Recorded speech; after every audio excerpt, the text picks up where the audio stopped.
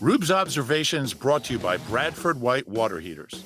Observation number one, let's talk about Jalen Hurts for a moment. My observation was that he didn't look like himself. And I'll be honest, I expected him to be closer to the Jalen Hurts we saw before the injury than what we saw. You could tell pretty early he just wasn't himself. He wasn't going to run. He wasn't going to take any undue risks, which is fine. He was just going to do whatever he had to do to win the game. A little closer than anybody thought. But Jalen Hurts is an interesting guy because his performance is so intertwined with the way the entire team plays. So when the threat of the run isn't there, they're a different team, a different offense. Probably the biggest question facing the Eagles is how much closer to 100% will he be when the Eagles play in their first playoff game in 2 weeks?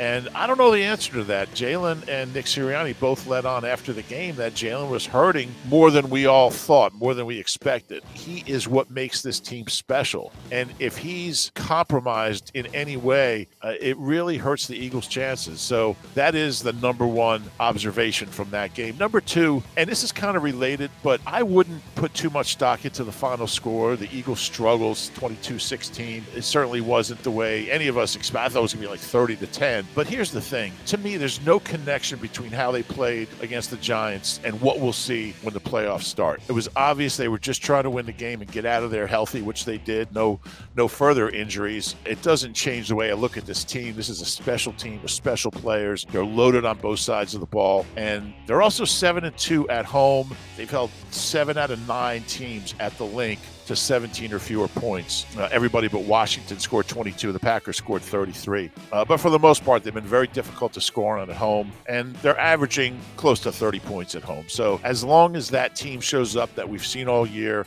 and Jalen's healthy, close to it, I think they'll be fine. I wouldn't be too worried about the way that Giants game won. They had one goal, get the number one seed, win the division, get the first round bye.